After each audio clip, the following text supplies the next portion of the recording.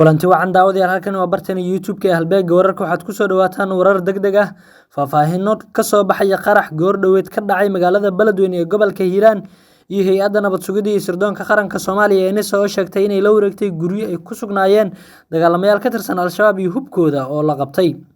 Waa hagaag daawadayaal ugu horeyntii haddii aynu ku bilowno faahfaahinno dheeraad ah ayaa waxaa laga helayaa khasaaraha ka dhashay qaraxyo xoogan oo barqanimadii maanta gilgilay qaybo ka mid ah magaalada Beledweyne ee xarunta gobolka Hiiraan kuwaasi oo ahaa qaraxyo lagu soo xiray gaadiidka xamuulka qaada. qaraxyadan oo ahaa labo ayaa waxaa loo adeegsaday gawaari nooca xamuulka qaada gaar ahaan nooca loo yaqaano ama Soomaalidu ay u taqaano iska rogaha waxaana lagu weeraray xerada Lamagalaay oo ku taala bartamaha magaalada Beledweyne isla markaana ay ku shaqeeyaan maamulka gobolka Hiiraan isla markaana sidoo kale xarunta madaxtooyada Hirshabelle ee gobolka Hiiraan.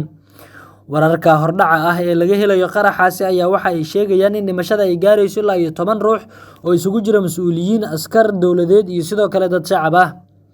mas'uuliyiinta geeridooda ilaa iminka la xaqiijiyay ayaa waxaa ka mid ah wasiirkii wasaaradda caafimaadka dowlad goboleedka Hirshabelle Zakariya Hurre iyo sidoo kale gudoomiye ku-xigeenkii maaliyadda iyo siyaasadda gobolka Hiiraan Abuukar Maadey. xaaladda goobta ee qaraxyadu ka dhaceen ayaa ah weli mid cakiran waxaana socda gurmad loo fidinayo dadka dhaawacyada qaba iyo sidoo kale tirakoobka khasaaraha rasmiga ah ee dadka ku dhintay halkaasi. qarax ayaa sidoo kale waxa uu geystay burbur xoogan waxaana dhammaanba burburay agagaarka xerada Lamagalaay iyo sidoo kale guryaha deriska la ah. weerarkan qaraxyada loo adeegsaday ee ka dhacay magaalada Beledweyne ayaa waxa uu ku soo aadayaa xilli gobolka Hiiraan qaybo badan oo kamid ah ay ka socdaan howlgallo culus oo ka dhan ah kooxda Al-Shabaab kuwaas oo ay iska kaashanayaan ciidanka dowladda federaalka Soomaaliya iyo dadka deegaanka. qaraxyada ka dhacay magaalada Beledweyne maanta ayaa waxa ay ku soo aadayaan xilli saacado kadib dowladda Soomaaliya ay shaacisay in howlgal ka dhacay deegaanka xaramka ee gobolka Jubbada Dhexe lagu dilay Cabdullaahi Nadiir oo kamid ahaa aasaasiyaashii dagaalamayaasha ururka Al-Shabaab.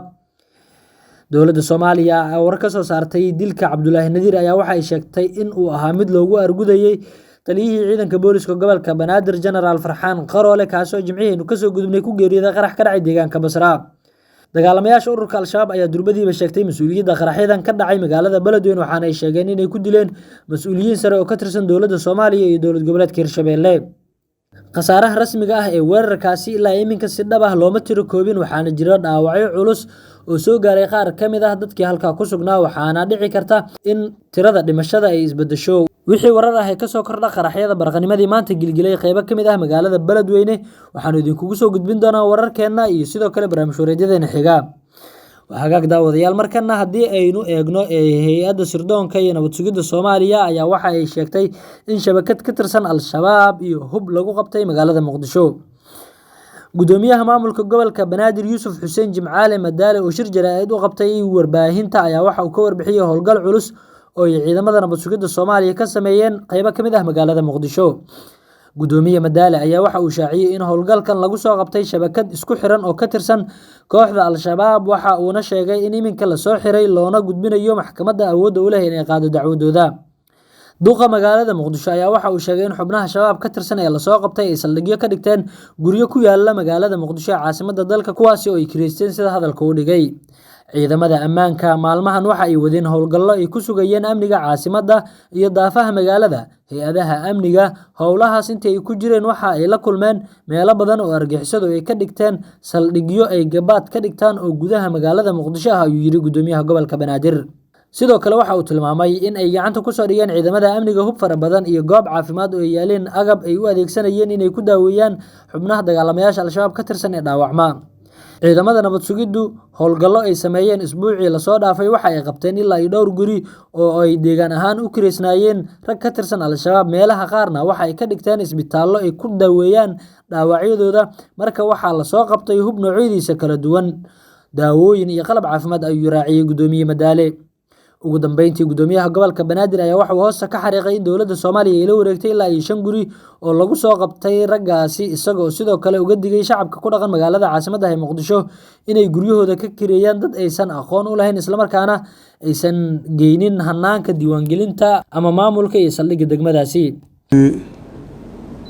ciidamada ammaanka maalmahan waxay wadeen howlgallo ay ku sugayeen amniga caasimadda iyo daafaha magaalada. hay'adaha amniga howlahaas intay ku jiraan waxay la kulmeen meelo badan oo argagixisadu ay ka dhigteen saldhigyo ay gabaad ka dhigtaan oo gudaha magaalada muqdisho ah. ciidanka nabad sugidda howlgalle ay sameeyeen asbuucii lasoo dhaafay waxay qabteen ay arkeen ilaa dhowr guri oy deegaan ahaan u degeen rag ka tirsan al-shabaab oo ummaddaani gumaadayay. meelaha qaarkoodna waxay ka dhigteen isbitaalle ay ku daaweeyaan dhaawacyadooda. marka waxaa la soo qabtay hub noocyadiis kala duwan ah ayay ka soo heleen meelaha ay galeen ciidamada sirdoonka, iyo daawooyin iyo qalab caafimaad ayay ka soo heleen. taas waxay keentay in guryahaasi haddii waxaa noo caddaatay in dad Soomaaliyeed ay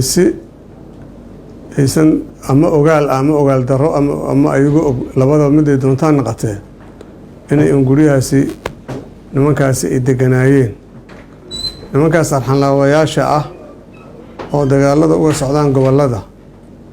oo gabaadka ka dhiganaya meelaha qaarkood, waxaan u sheegaynaa dadka Soomaaliyeed inay guryahooda markay kireynayaan ay ogaadaan cidda ay ka kireynayaan, cidda ay tahay, nuuciyadeeda. waa inay tagaan. waxay ku yaallaa guri kastaba degmuu ku yaallaa, degmada waaxuu uga yaallaa,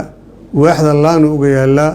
laantana 10 tiriyu uga yaallaa. marka waa inay xiriir la sameeyaan cid kastoo guri kiraysanayso iyo cid kastoo gurigaas leedo iska kiraynaysaba, waa in la yaqaanaa cidda laga kiraynaya guriga. marka waa inay tagaan ay degmada la socodsiiyaan cidda ay gurigooda ka kiraysanayaan, iyo saldhigga booliska meesha ku yaallo waa inay la socodsiiyaan si loo ogaado qofka guriga degaayo nuuciyadda uu yahay. haddii ay dhacdo oo guryaha si ogaan la-aan ah, kolba dowladdu tallaabay ka qaadi doontaa. hadda guryihii la qabtay waa la haayaa, gacantaa lagu haayaa, lagu qabtay dadkaas. dadka la soo qabtana waa xiran yihiin, sharcigaa la marsii doonaa, waa xukun sugayaal waaye. marka waxaan u sheegayaa shacabka Soomaaliyeed ee magaalada Muqdisho degan inay guryahooda cidda ay ka kireynayaan inay fiiro gaar u yeeshaan si ay ula socdaan nooca uu yahay cidda ay ka kireynayaan. adiga marka ogaan la-aan lama rabo, in qofku uu dhaco god lama rabo. taas marka waxaan uga digayaa dadka degan magaalada Muqdisho, kuwa guryaha iska leh, guryihiina cidda aad ka kireynaysiin waa inaad ogtihiin waxa ay tahay iyo waxa ay samaynayso. war guriga adiga aad leeday haddii lagu diyaarinayo qarax ee qaraxi lagu soo diyaariyey dad ehelkaaga ah oo walaalahaaga ah lagu baabi'inayo, say noqonaysaa arrintaas suuragal maaha. marka calaa kulli xaal arrintaas aad iyo aad looga foojignaado, sidaas ayaan soo jeedinayaa. qodobka labaad oon rabo inaan ka hadla wuxuu yahay, waxaa mar walba laga hadlaa shabaabka kuwa maalgeliya oo lacagaha siiya, oo ama waxay rabaan ha ku sheegaane, magacay doontaan ha lahadaane, magaca maaragtay lacagaha ku siiyo. arrintaas ayadana waa arrin dembi ah oo aan islaamkeennuna aysan ogolayn in lagu caawiyo qof muslima dilkiisa, in lagu kaalmeeyo qof kale. xadiis saxiix oo rasuulka alayhi salatu wasallam laga wariyo wuxuu leeyahay, man acaana calaa qatli imri'in muslimin bishadri kalima laqiya allahu maktuuban bayna caynayhi aysu min raxmat illaah. sidaas ayaa xadiis dhahay alayhi salatu wasallam laga warinayo. xadiidkaas macnihiisa wuxuu leeyahay,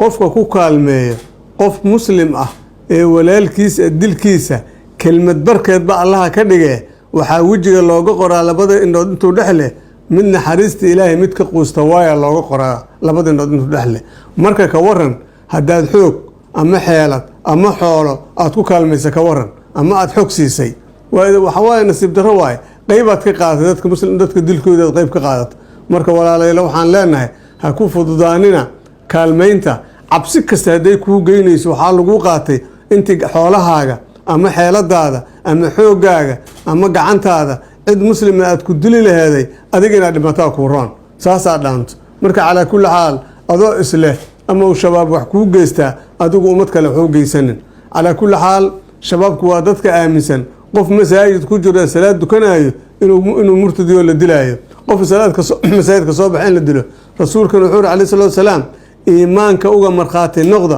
qofkaad aragtiin asoo dukanaya ama weyse qaadanaya ama masaajid galaayo waa ogeedeen Usaama bin Zayd marka uu dilay ninkii gaalka ahaa ee la dagaalamayay ee saacad kadib markii seefta la soo kor istaagay wuxuu yiri laa ilaaha illa allah markuu yiri kadib uu dilay Usaama markaasaa rasuulka inta markii loo sheegay la yiri Usaama nin saas yiri uu dilay Usaama waxa la maxaad u dishay markaasaa wuxuu yiri Usaama laa ilaaha illa allah ya rasuulullah wuu ku gambanay markaasuu yiri qatalta bacda an laa ilaaha illa allah ma waxaad dishaa asagoo laa ilaaha illa allah kadib miyaad dishay yiri Usaama markaasuu yiri waa ku gambanay markaasuu rasuulka yiri qalbigiisa ma adigu jeexdo yiri yaa ku sheegay inuu ku gambanay marka qof muslim ah adiga gaalnimadiisa ma xukumi kartid marka calaa kulli xaal dadkaasi aqoonta diineedna waa ku yar tahay hadday yaqaanaan qaar si xun u isticmaalaya ku jiro calaa kulli xaal qofka muslimka waa in gacantiisa iyo carabkiisa laga badbaadaa sidaa darteed waxaan leenahay wiilashaynu ha ka foojignaadaano waxyaabay ku halakoobayaan nin maskiin ah oo waxaan aragnay hadda ka hor aan soo qabanno wuxuu ku leeyahay $2 laysoo tuura markaasaa layidhi meel hebel bamba ku soo tuur $2 dad dilaya asaga naftiisu weynaya waa nasiib darro waay calaa kulli xaal qaajayaysan godkugu ridin caqli gaabninayaysan boholkugu ridin calaa kulli xaal cidda kuma ballan qaadin inaad janna gelayso adigoo qof muslima dilayso laakiin qof muslima qofki dilo inuu cadaab leeyahay aayaday ka wada buuxaan waana wada ogtihiin calaa kulli xaal waxaan rabnaa shabaab kaalmadiisa ha la joojiyo cidda aan kula kulanno iyadoo shabaab kaalmaynayso ama meelaha ku gagambanayso tilaabaa laga qaadayaa haddaba arrintaas la ogaado waxaan kaloo hore u sheegnay haddana aan sheegaynaa kuwa xiraayo maxalaadkooda ama meelahooda goobooda ganacsiga xiraayo ayagoo dhahaya amraa nala soo siiyey xiri ma karaan qofkii goobtiisa xiro sow i xiro lay ahaanaysaa hadduu qunful ku dhajiyo 2 qunfulaan ku dhajinaynaa haddii ilaah yidhaahdo calaa kulli xaal arrintaasna waxaan rabnaa in laga foojignaado kuwa u dacwo tegaayena goobaha ay tegayaan ha ka foojignaadaano calaa kulli xaal garsoorkaynana waa inuu noqdaa garsoor cadaalad ah oo wuxuu garsoorkayna go-aanada u gaaray hadday cadaalad yihiinna hay-adayna amnigu waa inay noqdaan kuwii fulinayay aysan bidin dadkayna inaysan garsoor u doonanin meelo ka baxsan garsoorka dowladda hoostagaya calaa kulli xaal hay-adayna garsoorkana dib ha isugu laabtaano hadday wax jiraan waxa jira iska saxaano calaa kulli xaal dadkan masaakiinta ee Soomaaliyeed ha loo cadaalad falo guud ahaan daawadeel wararkii ugu dambeeyay ee Soomaaliya halka ayaanu kusoo gabagabeynayna haddii aad nagu cusub tahay fadlan channelkan YouTube-ka halbeega wararka subscribe saar adigoo muuqaalkan like saar isla markaana la sii wadaagay saaxiibada inta warkan warkiisa xiga aan ku kulmayno waxaan idinkaga tagaynaa sida ay nabadgelyo.